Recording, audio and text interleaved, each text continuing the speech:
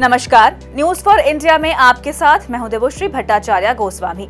संसद का शीतकालीन सत्र आज से शुरू हो गया है, जो 20 दिसंबर तक चलेगा।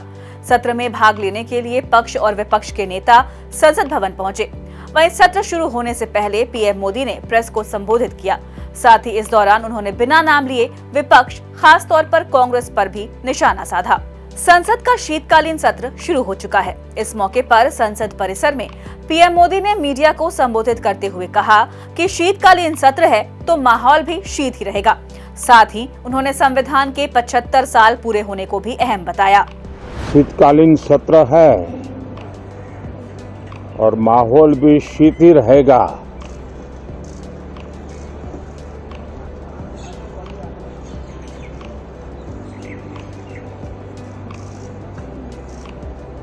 दो 2024 का ये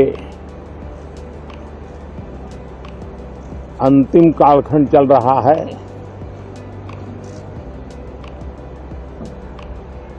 देश पूरे उमंग और उत्साह के साथ 2025 के स्वागत की तैयारी में भी लगा हुआ है। साथियों, संसद का ये सत्र अनेक प्रकार से विशेष है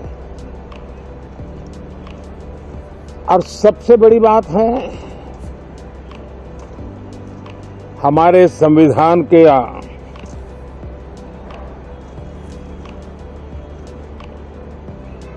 75 साल की यात्रा, 75वें साल में उसका प्रवेश, ये अपने आप में लोकतंत्र के लिए एक बहुत ही उज्जवल अवसर है। वहीं इसके अलावा पीएम मोदी ने विपक्ष पर संसद को कंट्रोल करने का आरोप लगाया। उन्होंने कहा कि जिनको देश ने नकार दिया है, वो हुड़दंग के जरिए संसद को कंट्रोल करने का लगातार प्रयास कर रहे हैं। कुछ लोगों ने अपने राजनीतिक स्वार्थ के लिए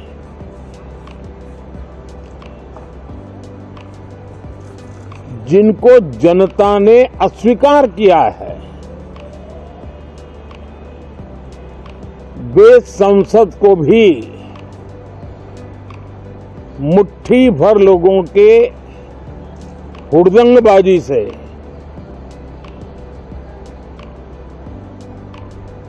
कंट्रोल करने का लगातार प्रयास कर रहे हैं। इसके अलावा पीएम मोदी ने नए सांसदों के हितों की बात की। उन्होंने कहा कि जो नए सांसद हैं, नए विचार और नई ऊर्जा लेकर आते हैं, उनके अधिकारों को कुछ लोग दबोच देते हैं। लेकिन सबसे ज्यादा पीड़ा की बात यह है कि जो नए सांसद होते हैं, नए विचार, नई ऊर्जा लेकर के आते हैं और ये किसी एक दल में नहीं, सभी दल में आते हैं। उनके अधिकारों को कुछ लोग दबोच देते हैं। सदन में बोलने का उनको अवसर तक नहीं मिलता है। लोकतांत्रिक परंपरा में हर पीढ़ी का काम है आने वाली पीढ़ियों को तैयार करे। बता दें कि संसद सत्र हंगामेदार होने के आसार हैं। कांग्रेस ने संभल हिंसा पर नोटिस दिया है। इसके अलावा विपक्ष अडानी के मुद्दे पर भी सरकार को घेरने की तैयारी कर रहा है। दूसरी ओर हरियाणा और महाराष्ट्र के नतीजों के बाद सरकार भी जोश से लबरेज है। इस सत्र के लिए वक्फ संशोधन विधेयक समेत 16 विधेयक सूचीबद्ध किए गए हैं। सबकी निगाहें वक्फ संशोधन विधेयक पर होंगी। देखना होगा कि इस सत्र में क्या कुछ अहम होता है। Bureau report, news for India.